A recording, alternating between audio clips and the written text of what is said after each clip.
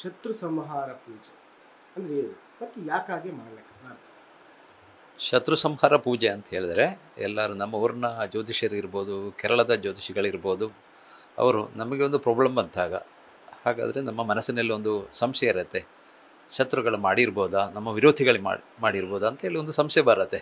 ಹಾಗೆ ನಾವು ಜ್ಯೋತಿಷ್ಯರ ಹತ್ರ ಹೋದಾಗ ಅವ್ರು ಹೇಳ್ತಾರೆ ಅದಕ್ಕೊಂದು ಪರಿಹಾರವಾಗಿ ತಾವೊಂದು ದೇವಸ್ಥಾನ, ಅದರಲ್ಲಿ ಪ್ರಬಲವಾಗಿ ಇರೋದು ಕೇರಳದ ಮಾಡೈಕಾವು, ಕಣ್ಣೂರ ಹತ್ರ ಮಾಡೈಕಾವಿಗೆ ಹೋಗಿ ನೀವು ಅಲ್ಲಿ ಒಂದು ಶತ್ರು ಸಂಹಾರ ಪೂಜೆ ಮಾಡಿ ಅಂತ. ವಿಶೇಷವಾಗಿ 90% ಜನರು ಅಲ್ಲಿಗೆ ಹೋಗ್ತಾರೆ. ಬೇರೆ ಬೇರೆ ದೇವಸ್ಥಾನಗಳಿದೆ, ನೀಲೇಶ್ವರ ಮನ್ನಂಬುರತ್ತು ದೇವಸ್ಥಾನ ಅಂತೇಳಿದೆ, ಅಲ್ಲಿ ಇರಿಟಿ ನಮ್ಮ ವಿರಾಜಪೇಟೆದ ಹತ್ರ ಮಾಮಾನಿಕುಂದ ಅಂತೇಳಿದೆ, ಅಲ್ಲಿ ಒಂದು ದೇವಸ್ಥಾನ ಇದೆ. ಹಾಗೆ ನಮ್ಮ ಮಂಗಳೂರಿನ ಪೊಳಲಿಯಲ್ಲಿ ಕೂಡ ಇದೆ, ಗಡ್ಗ ಮಾಲೆ ಪೂಜೆ ಅಂತೇಳಿ ಒಂದು ಮಾಡ್ತಾರೆ, ಅದು ಕೂಡ ಅದೇ ಅದರ ಐತಿಹ್ಯಗಳಂತ ಹೇಳಿದ್ರೆ ಅದೇ ಶತ್ರು ಸಂಹಾರ ಪೂಜೆ ಅಂತ. ಅದು ಹೇಗೆ ಮಾಡ್ತಾರೆ ಅಂತೇಳಿ, ಶತ್ರು ಯಾರು, ನಮ್ಮ ಶತ್ರು ನಮ್ಮ ಮನಸ್ಸಿನ ನಮ್ಮ ವಿರೋಧಿಗಳು ಶತ್ರು. ನಮಗೆ ಯಾರು ನಮ್ಮ ಒಪೋಸಿಟ್ ಇದ್ದಾರೆ, ಕೆಲವು ವಿಷಯಗಳಲ್ಲಿ ನಮ್ಮ ಹಲವಾರು ಶತ್ರುಗಳಿರುತ್ತೆ. ಬಟ್ ದೇವರು ಸಂಹಾರ ಮಾಡಲಿಕ್ಕೆ ಅಲ್ಲ, ನಾವು ಅವರ ದೇವರಿಗೆ ಅಂತಹ ಉದ್ದೇಶ ಇಲ್ಲ. ಅವರ ಮನಸ್ಸಿನಲ್ಲಿ ನಮ್ಮ ಮೇಲೆ ಇರುವ ಶತ್ರುತೆಯನ್ನು ಸಂಹಾರ ಮಾಡಿ ಅಂತ. ನಮ್ಮ ಶತ್ರುಗಳಿಗೆ ನಮ್ಮ ಮೇಲೆ ಇರುವ ಶತ್ರುತೆಯನ್ನು ಸಂಹಾರ ಮಾಡಿ, ಅವರನ್ನು ಸಂಹಾರ ಮಾಡಲಿಕ್ಕೆಲ್ಲ ಅದು ಪೂಜೆ ಮಾಡಿರೋದು. ಹಾಗೆ ನಮ್ಮ ಮನಸ್ಸಿನಲ್ಲಿ ಕೂಡ ಇರುತ್ತೆ, ಶತ್ರುತೆ ಇರುತ್ತೆ, ಎಲ್ಲ ನಿಗ್ರಹ ಆಗಬೇಕು, ಸಂಹಾರ ಆಗಬೇಕು. ಅದಕ್ಕೋಸ್ಕರ ಶತ್ರು ಸಂಹಾರ ಪೂಜೆ ಅಂತೇಳಿ ಮಾಡ್ತಾರೆ. ಮತ್ತು ಈ ಒಂದು ಪೂಜೆ ವಿಧಿವಿಧಾನಗಳು ಇರುತ್ತೆ. ಪೂಜಾ ವಿಧಿಗಳು ಅದು ವಾರದಲ್ಲಿ 2 ದಿವಸ ಇರುತ್ತೆ. ಅಲ್ಲಿ ಮಾಡೈಕಾವಿನಲ್ಲಿ ಮಂಗಳವಾರ ಮತ್ತು ಶುಕ್ರವಾರ. ಅಂದರೆ ನಮ್ಮ ಹಲವಾರು ಜನರು, ನಾವು ಕರ್ನಾಟಕದಿಂದ ಎಲ್ಲ ಕಡೆಯಿಂದ ಹೋಗ್ತಾರೆ, ಅವರು ನಮ್ಮ ನಾಯಕರು, ರಾಜ್ಯದವರು ಕೂಡ ಹೋಗ್ತಾರೆ. ಅಲ್ಲಿನ ವ್ಯವಸ್ಥೆಗಳಿದೆ. ಅದರೊಟ್ಟಿಗೆ ಒಂದು ಕರಿಂಕಲಶಂ ಅಂಥೇಳಿ ಇನ್ನೊಂದು ಪೂಜೆ ಇದೆ, ಅದು ಒಟ್ಟಿಗೆ ಇರುವಂಥದ್ದು. ಶತ್ರು ಸಂಹಾರ ಪೂಜೆ ಮತ್ತು ಕರಿಂಕಲಶಂ ಅದು ನಾವು ಕೋಳಿ ಮಾಂಸದಲ್ಲಿ ಮಾಡುತ್ತಾರೆ.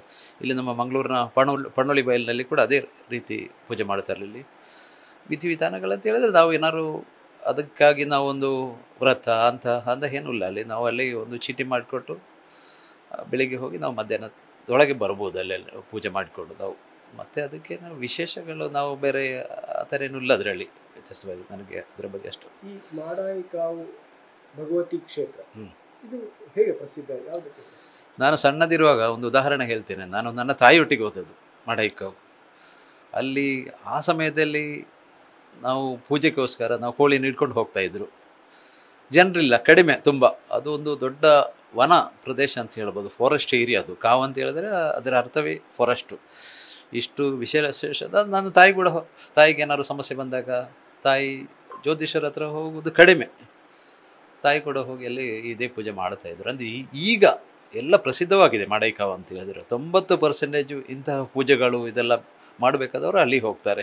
ಈಗ ಸಾಧಾರಣ ಒಂದು 7-8 ವರ್ಷದಿಂದ ಅತಿ ಹೆಚ್ಚಾಗಿ ಜನರು ಹೋಗ್ತಾರೆ. ಬೆಳಿಗ್ಗೆ ನೋಡಿ, ನೀವು ಮಂಗಳೂರಿನ ಒಂದು ಟ್ರೈನ್ ಒಂದು 8:45 ಒಂದು ಟ್ರೈನಿಂದ ಹೊರಡುತ್ತದೆ. ಅದರಲ್ಲಿ ಸಾಧಾರಣ ಒಂದು 100-200 ಜನರು ಹೋಗ್ತಾರೆ ಪೂಜೆಗೆ. ಅದು ಮೊದಲಿಂದ ಇದ್ದದೇ ಒಂದು ರಿಚುವಲ್ಸ್ ಅಂತ ಹೇಳ್ಬೋದು. ಈಗ ಜನರಿಗೆ ನಂಬಿಕೆ ಜಾಸ್ತಿ, ದೇವರ ಮೇಲೆ ನಂಬಿಕೆ ಜಾಸ್ತಿ ಇರ್ಬೋದು, ಆಚಾರ ವಿಚಾರಗಳ ಮೇಲೆ ನಂಬಿಕೆ ಜಾಸ್ತಿ ಇರ್ಬೋದು. ಅದು ದೇವಸ್ಥಾನಕ್ಕೆ ಕೂಡ ಒಂದು ಬೆನಿಫಿಟ್ ಆಗಿ ಕಾಣುತ್ತೆ, ವಿಶ್ವಾಸ ನಂಬಿಕೆ ಅಂತ ಹೇಳಿದ್ರೆ. ಅದು ಮಾಡೈಕಾವು ಭಗವತಿ ಕ್ಷೇತ್ರಕ್ಕೆ ಶತ್ರು ಸಂಹಾರ ಪೂಜೆಗೆ ಅಲ್ಲಿ ಯಾಕೆ ಜಾಸ್ತಿ ಹೆಚ್ಚು ಹೋಗ್ತಾರೆ? ಅದು ಮಾಡೈಕಾವು ದೇವಿ, ಅಲ್ಲಿ ಮಾಡೈಕಾವು ದೇವಿ ಕ್ಷೇತ್ರ ಅಂತ ಹೇಳ್ತಾರೆ ಕೇರಳದಲ್ಲಿ.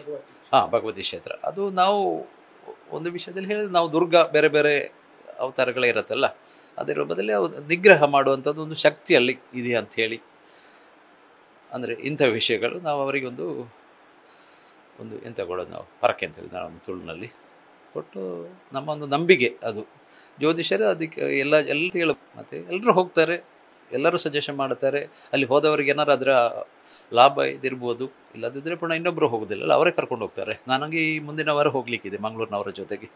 ತುಂಬ ಪರಿಚಯದವರು ಇದ್ದಾರೆ, ಹಲವಾರು ಜನರು ಇದ್ದಾರೆ ಅಲ್ಲಿ ಮಾಡಿಕೊಡುವವರು. ನಂಬಿಕೆ, ಎಲ್ಲ ನಂಬಿಕೆದೇ ವಿಷಯ ಅಷ್ಟೇ. ರಾಜಕೀಯ ಮುಖಂಡರು ಮತ್ತು ಹೆಚ್ಚಾಗಿ ಇಡೀ ಭಾರತದ ರಾಜಕೀಯ ಮುಖಂಡರೆಲ್ಲ ಇಲ್ಲಿಗೆ ಹೋಗ್ತಾರೆ. ಎಲ್ಲರೂ ಹೋಗ್ತಾರೆ. ನಾನದು ತಪ್ಪಾಗುತ್ತೆ, ಒಬ್ಬರೊಬ್ಬರ ಹೆಸರು ನಾವು ಹೇಳಬಾರದು.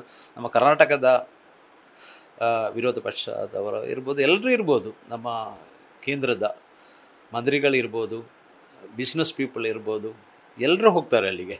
ಅಷ್ಟೊಂದು ಪ್ರಸಿದ್ಧವಾಗಿದೆ ಅದು ದೇವಸ್ಥಾನ. ಎಲ್ಲರಿಗೆ ಸಮಸ್ಯೆಗಳಿರ್ಬೋದು, ಎಷ್ಟು ದೊಡ್ಡ ಜನರಿಗೆ, ರಾಜಕೀಯದವರಿಗೆ ಎಲ್ಲರಿಗೆ ಇರ್ಬೋದು. ಎಲ್ಲರ ಸಮಾಜದ ಎಲ್ಲ ಕಡೆ ಎಲ್ಲ ಜನರಿಗೆ ಕೂಡ ಸಮಸ್ಯೆಗಳಿರ್ಬೋದು. ಸಮಸ್ಯೆ ಬಂದಾಗ ಅದು ಏನು ಕಾರಣ ಅಂತೇಳಿ ನಾವು ಜ್ಯೋತಿಷರ ಹತ್ರ ಹೋಗ್ತಾರೆ. ಜ್ಯೋತಿಷರು ಅದಕ್ಕೆ ಒಂದು ಪರಿಹಾರ, ನೀವು ಮನೆಯಲ್ಲಿ ಇಂಥ ಗಣಹೋಮ ಮಾಡಿ ಮೃತ್ಯುಂಜಯ ಹೋಮ ಮಾಡಿ ಮಾಡಾಯಿಕವಿಗೆ ಹೋಗಿ ಇನ್ನೊಂದು ದೇವಸ್ಥಾನಕ್ಕೆ ಹೋಗಿ ಅಂತ ಹೇಳ್ತಾರೆ.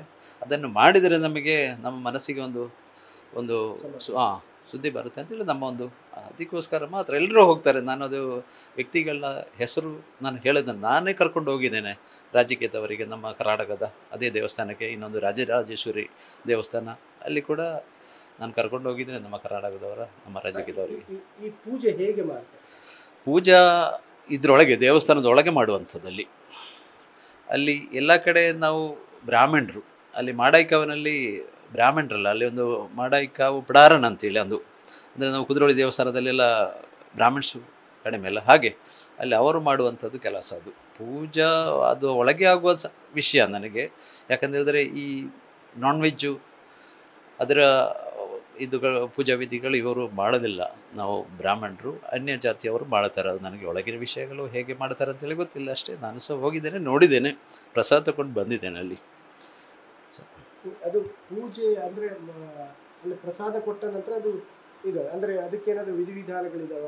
ಇಷ್ಟು ದಿನ ನೀವು ಇದನ್ನು ಏನಿಲ್ಲ, ಹಾಗೇನಿಲ್ಲ. ನಾವು ಬೆಳಿಗ್ಗೆ ಹೋಗಿ ನಾವು ರೆಸಿಟ್ ಮಾಡಿದರೆ ಆಯ್ತಲ್ಲಿ, ರೆಸಿಟ್ ಕೊಟ್ಟರೆ ಅವರು ಮಧ್ಯಾಹ್ನದೊಳಗೆ ಪೂಜೆ ಎಲ್ಲ ಮಾಡಿ ನಮ್ಮನ್ನು ಕರೀತಾರೆ. ಅಲ್ಲಿ ದೇವರ ಎದುರಿಗೆ ನಿಂತು ಪ್ರಸಾದ ಕೂಡ ನಾವು ಸ್ವೀಕಾರ ಮಾಡಿ ಬರ್ಬೋದು ಅಷ್ಟೇ. ವಿಧಿವಿಧಾನಗಳು ಏನಿಲ್ಲ ಹಾಗೇನು ವಿಶೇಷವಾಗಿ. ಮತ್ತು ಇವತ್ತು ಈ ಒಂದು ದಿನ, ಇದು ಕೃಷ್ಣ ಪಕ್ಷ, ಇವತ್ತಿನ ದಿನ ತುಂಬ ವಿಶೇಷ. ಈ ಪೂಜೆ ಮಾಡಿದರೆ ಒಂದು ಫಲಪ್ರಾಪ್ತಿ ಆಗುತ್ತೆ ಅನ್ನೋದು ಅದು ನಮಗೆ ಹಿರಿಯರು ಹೇಳ್ತಾರೆ, ನಮಗೆ ಜ್ಯೋತಿಷರಿಗೆ ಕೂಡ. ನನಗೆ ಅಷ್ಟು ಅದರ ಅನುಭವ ಇಲ್ಲ. ದೇವರಿಗೆ ಯಾವ ದಿವಸ ಅಂತ ಹೇಳಿಲ್ಲಲ್ಲ. ನಾನು ಮಾಡಾಯಿಕಾವಿನ ವಿಷಯ ಹೇಳಿದ್ದೇನೆ. ನಾನು ಮಂಗಳವಾರ ಮತ್ತು ಶುಕ್ರವಾರ ಜಾಸ್ತಿ ಮಾಡ್ತಾರೆ ಅಲ್ಲಿ. ದೇವಿಗೆ ಸಂಬಂಧಪಟ್ಟ ದಿನಗಳು ಶುಕ್ರವಾರ ಅಂತ ಹೇಳ್ಬೋದು. ದೇವರಿಗೆ ಅಷ್ಟೇ, ಅದರ ಬಗ್ಗೆ ಅಷ್ಟು ನನಗೆ ನಂಬಿಕೆ ಅಷ್ಟೇ. ಎಲ್ಲ ನಂಬಿಕೆ ಮೇಲೆ ಇರೋದು ಅಷ್ಟೇ ನಾವು. Thank you. ದೇವಸ್ಥಾನ, ಭಗವತಿ ದೇವಸ್ಥಾನ, ಇದು ಯಾಕೆ ಪ್ರಸಿದ್ಧ ಮತ್ತು ಅಲ್ಲಿ ಪೂಜಾ ವಿಧಾನಗಳು? ಪೂಜಾ ವಿಧಾನಗಳು ಅದರಲ್ಲಿ ನಾವು ವಿಶೇಷವಾಗಿ ಏನು ನಾವು ವ್ರತ ಅಂಥದ್ದು ಏನು ನಾವು ಮಾಡಲಿಕ್ಕಿಲ್ಲ. ಅಲ್ಲಿ ಭದ್ರಕಾಳಿಗೆ ಇಡೀ ಕ್ರೋಧ ಬಂದಾಗ, ಭದ್ರಕಾಳಿ ಅಂತ ಹೇಳಿದ್ರೆ ಎಲ್ರಿಗೂ ಗೊತ್ತಿದೆ, ಕೋಪ ಇರುತ್ತೆ. ಕೋಪ ಬಂದಾಗ ಅದನ್ನು ಕಡಿಮೆ ಮಾಡಬೇಕು. ಇಡೀ ಪ್ರಪಂಚವನ್ನು ನಾಶ ಮಾಡಲಿಕ್ಕೆ ಹೊರಟರು ಅವರು, ಭದ್ರಕಾಳಿ ದೇವಿ. ಹೊರಟಾಗ ಪರಮಶಿವ ಬಂದು ಅವರ ದಾರಿಯಲ್ಲಿ ಮಲಗಿದಾಗ ಭದ್ರಕಾಳಿ ಅವರ ಮೇಲೆ ಕಾಲಿಟ್ಟಾಗ, ಪರಮಶಿವ ಕಾಲಿಟ್ಟಾಗ, ಅವರ ಮೇಲೆ ಕಾಲಿಟ್ಟಾಗ ಅವರ ಕ್ರೋಧ ಅಷ್ಟೊಂದು ಜೋರಾಗಿ ಅವರಿಗೆ ಇದೆ. ಇಡೀ ಪ್ರಪಂಚವನ್ನು ಹೇಗೆ ನಾಶ ಮಾಡಬೇಕು ಅಂತೇಳಿ ಎಷ್ಟು ಕ್ರೋಧಕ್ಕೆ ಎಷ್ಟು ಗಟ್ಟಿ ಇರ್ಬೋದು ಅಂಥೇಳಿ ಎಲ್ರಿಗೂ ಗೊತ್ತು. ಅದನ್ನು ಅವರ ಮೇಲೆ ಎದೆಯಲ್ಲಿ ಭದ್ರಕಾಳಿ ಪರಮಶಿವನ ಎದೆಯಲ್ಲಿ ಕಾಲಿಟ್ಟಾಗ ಅವರ ಕ್ರೋಧ ತನ್ನಸ್ತಿಗೆ ಕಡಿಮೆ ಆಯಿತು ಅಂತ, ತುಂಬ ಕಡಿಮೆ ಆಯಿತು. ಅದೇ ಅದೊಂದು ಕಾನ್ಸೆಪ್ಟ್ ಅಂತ ಹೇಳ್ತಾರೆ. ಅಲ್ಲಿ ಅಗಪೂಜೆ ಇರ್ಬೋದು, ಶತ್ರು ಸಂಹಾರ ಪೂಜೆ ಇರ್ಬೋದು, ಮತ್ತು ಕೇರಳದ ಒಂದು ಜಾತಿ ಅಂತ ಹೇಳ್ತಾರಲ್ಲ, ಅಲ್ಲಿ ಚೋಯಿ ಅಂತೇಳಿ, ನಾವಿಲ್ಲಿ ಯೋಗಿ ಅಂತ ಹೇಳ್ಬೋದು. ಅವರದೊಂದು ಪೂಜಾ ರೀತಿ ಅಂತ ಹೇಳ್ತಾರೆ. ಅದು ಈ ಶತ್ರು ಸಂಹಾರ ಪೂಜಾ ಮೊದಲಿನ ಕಾಲದಲ್ಲಿ ಹೇಗೆ ಮಾಡ್ತಾರೆ ಅಂತೇಳಿ ನನಗೆ ಗೊತ್ತಿಲ್ಲ ಅಷ್ಟೇ.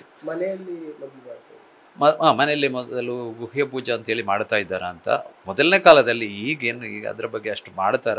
ಈಗ ದೇವಸ್ಥಾನದಲ್ಲಿ ಇಂತಹ ಅಂದರೆ ಇದು ವಿಶೇಷವಾಗಿ ನಾವು ಬ್ರಾಹ್ಮಣರು ಮಾಡುವಂಥದ್ದಲ್ಲ. ಅಲ್ಲಿ ನಾನು ಹೇಳಿದ್ದೇನೆ ಮೊದಲೇ, ಪಡಾರನ್ ಅಂತೇಳಿ ಅಲ್ಲಿ ಗರ್ಭಗುಡಿ ಒಳಗೆ ಮಾಡುವವರು ನಾನ್ ವೆಜ್ಜು ಅವರೇ ಮಾಡ್ತಾರೆ. ಇದು ಒಳಗಿನ ಪೂಜಾ ವಿಧಿಗಳು ಹೇಗೆ ಅಂತೇಳಿ ನಾನು ತಪ್ಪಾಗತ್ತೆ. ಅಂದರೆ ಇದರ ಕಾನ್ಸೆಪ್ಟ್ ಅಷ್ಟೇ, ಭದ್ರಕಾಳಿಯ ಕ್ರೋಧವನ್ನು ಕಡಿಮೆ ಮಾಡಬೇಕು. ಅದೇ ರೀತಿ ನಮ್ಮ ಕ್ರೋಧವನ್ನು, ನಮ್ಮ ಒಪ್ಪೋಸಿಟ್ ಯಾರು ಶತ್ರುಗಳಿದ್ದಾರೆ ಅವರು ನಮ್ಮ ಮೇಲೆ ಇರುವ ಕ್ರೋಧವನ್ನು ಕಡಿಮೆ ಮಾಡಬೇಕು. ಅಲ್ಲಿ ಪರಮಶಿವನ ದೇವಸ್ಥಾನ ಇದೆ, ಅದರೊಳಗಡೆ ಗರ್ಭಗುಡಿ ಇದೆ, ಭದ್ರಕಾಳಿ ಇದೆ. ಮಾಡಾಯಿಕಾವಲ್ ದೇವಿ ಅಂತ ಹೇಳಿದ್ರೆ ಭದ್ರಕಾಳಿ ಅವರು. ನ್ಯೂಸ್ ಫಸ್ಟ್, ನಿರ್ಭೀತಿಯಿಂದ ನಿಮ್ಮ ಪರವಾಗಿ.